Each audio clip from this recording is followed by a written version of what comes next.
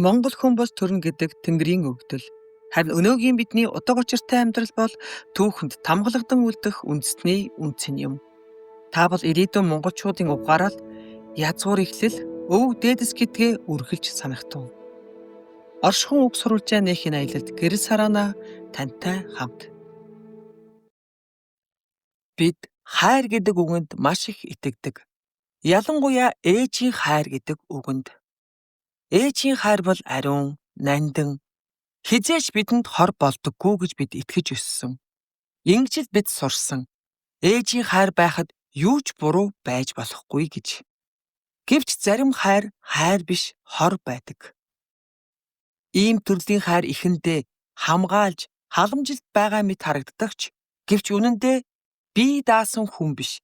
Ээжийнхээ эдгээгүй шархны золиос ертөнцийг зөвхөн ээжийнхээ хоосрол ганцаардлаар хардаг нийгэмд хортой арчаагүй гологдол бүтээсэн байх нь олонтаа. Ийм ээжийн хайр хүүгээ өөрийн амьдралгүй, өөрийн алдаагүй, өөрийн хариуцлагагүй хүн болгодог. Угжрах тусам эхэндээ хайр байсан зүйл чимээгүйхэн тамийн хүлээс болдог. Тэгвэл өнөөдөр бид яг энэ үнэн рүү хамтдаа аялцгаая. Яагаад энэ нийгэмд хариуцлагаас зугтдаг, биеэ дааж чаддаггүй, сэтгэл 100% төлөвшөөгүй, насанд хүрсэн хөвгүүд олширсоор байна вэ? Хайр биш байсан зүйлийг хайр гэж андуурсаар бид ямар хүмүүсийг бүтээв? Тэр хүмүүс нийлээд ямар нийгмийг бий болгосон бэ? Сэтгэл судлалд жинхэнэ хайр гэдэг бол хүнийг тусгаар хүн болгох урт удаан үйл явц гэж тодорхойлжээ. Өөрөөр хэлбэл жинхэнэ хайр чи минийх гэж өмчлөх биш. Чи бие даасан хүн шүү. Өөрөө өөрийнхөө амьдралаар амьдр гэж хүлээн зөвшөөрөх чадвар юм. Тэгвэл хүүгээ өмчлөх нь юунд хүргэдэг вэ? Хайр нэрээр хүүгээ өөрөөсөө холдуулахгүй хянах. Өөрийн амжихан хэрэгцээг төрсөн хүүгийнхээ амьдралаар нөхөх. Ялгаа нь яг эндээс л эхэлдэг. Энэ нийгэмд хариуцлагаас зугтдаг эрчүүд хаанаас бий болдог вэ? Тэд гэнэт бий болдоггүй. Тэд төрхтөө тийм байгаагүй.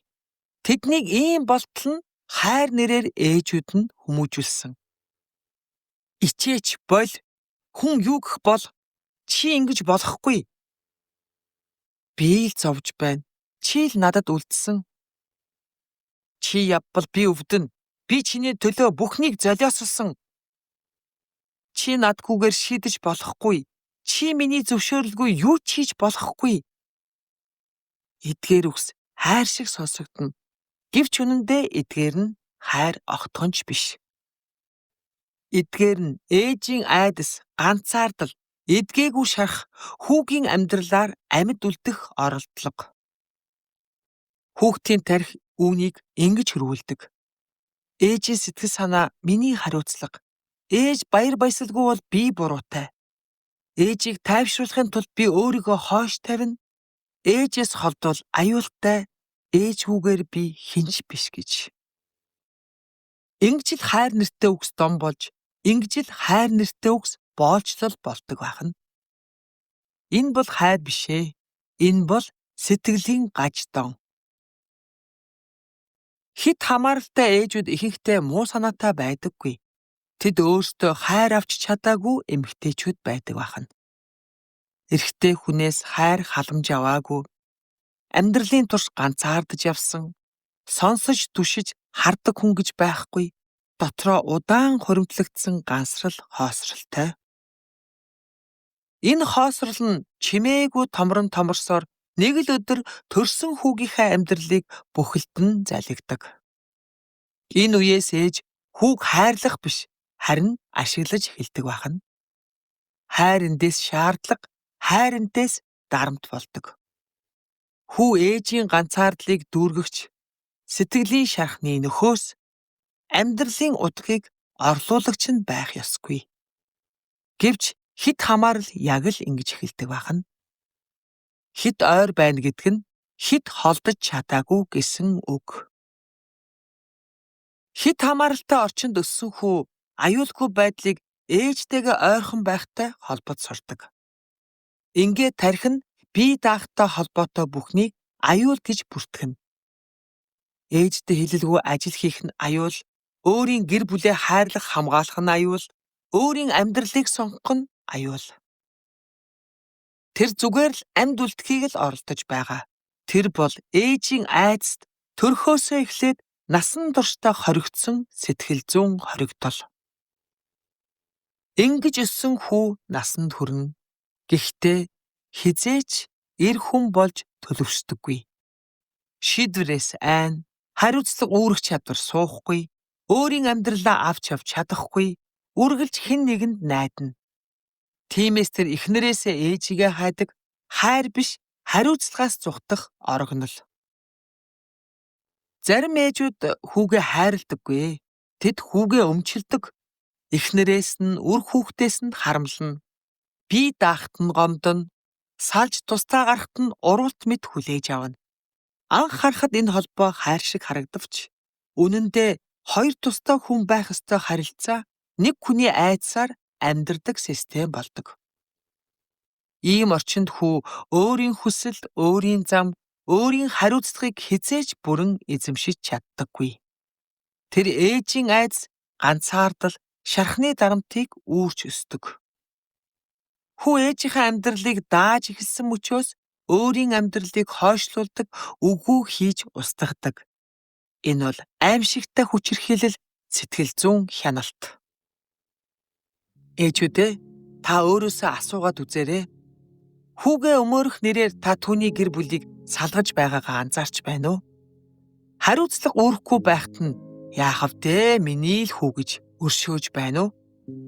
Гэр бүлээ хамгаалж, хайрлаж, үнэнч байх ёстой үед нь түүнийг өөрийн таашаал, зугаа, цэнгэл, араар тавилт, архиталтанд чөлөөлж байна уу? Энэ бол эрх чөлөө биш ээ. Энэ бол хариуцлагаас зүхтахыг зөвшөөрсөн сүрэл. Миний л хүү дургүй байвал яв. Жаргалтай л байвал боллоо гэх нь их хүний хайр биш.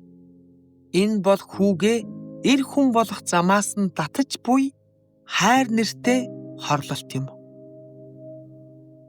Хэрвээ та энэ асуултуудаас зугтвал та өөрийн хүүгийнхаа ирээдүйн амьдралыг өөрийн гараар устгаж байна гэж бодох хэрэгтэй. Та түүнийг хариуцлагаас зугтдаг насан турсан нийгмийн хогшаар болгож байна. Та түүнийг эхнэр үр хүүхдээ хайрлаж хамгаалж чаддаггүй сул дорой арчаагүй хүн болгон үлдээж байна. Та бид үүд амьдрахгүй. Та хүүтэйгээ хамт авсанд ч хамт орохгүй. Хайртай хүүгээ энэ хорвоод үлдээгээд явхаа ухаараач. Хэн хүүгийн чинь насны эцэст хажууд нь үлдэх вэ? Хэн түүнийг асрах вэ? Хэн түүний өвдөлт баяр ганцаардлыг хамт үүрэх вэ? Арх уу? Зугаа цэнгэл үү? Нууц амраг үү? Үгүй. Түүний хажууд үлдэх хүмүүс бол насан туршдаа хамт зовж, хамт жаргасан эхнэр нь түүний үр хүүхдүүд. Хэрв тэр эхнэртэй үнэнч байсан бол, хэрв тэр хариуцлагаас зүхтаагаагүй бол, хэрв тэр үр хүүхдээ орхиогүй бол, тэд л түүнийг хайрлана, тэд л түүнийг хамгаална. Тэд л амьдралын эцсийн жилүүдийг нь амар амгалан жаргалтай өнгөрөөнө. Энэ бол яалтачгүй амьдралын хатуу үнэн. Сайн ээж гэдэг хүүгээ ямар ч үнээр хамаагүй жаргах хүн биш. Сайн ээж гэдэг хүүгээ эр хүн болгох зориг юм. Хүүгээ гэр бүлдээ үнэнч байхыг заадаг. Хариуцлагаас зүхтаахт нь өмөөрдөггүй. Чиний эрх чөлөө бусдыг шархлуулах ёсгүй гэдгийг ойлгуулдаг. Сайн аав, сайн хань байхыг дэмждэг. Төр зургийн таашаалаас илүү урт замын үн цэнийг харуулдаг. Сайн ээж хүүгээ хариуцлагагүй байхад нь авардаггүй. Сайн ээж хүүгээ хариуцлагатай байхад нь л дагуулдаг. Хүүгээ өөрийн хүсэлд нь золиослох нь эхийн хайр биш. Хүүгээ эр хүн болгох замд нь хатуу зогсох нь жинхэнэ сайн ээжийн шинж. Одоо сонголт таны гарт. Хайраар өсгөх үү эсвэл айдсаар өмчлөх үү? Эр хүн төрүүлэх үү эсвэл хизээж төлөвшөөгүй насан турсан нийгмийн хогшаар үлдээх үү? Хүүгээ хайрлна гэдэг түүнийг өмчлөх биш. түүнийг өөрийн амьдралтай, өөрийн алдаатай, өөрийн хариуцлагатай жинхэнэ эр хүн болгох. Энэ бол орхих биш, энэ бол жинхэнэ их хүний зориг. Энэ бол Гэрэл Сараана подкаст байлаа. Дараагийнхаа дугаараар дахин уулзцгаая. Гэрэл Сараана, гэрэл тараана.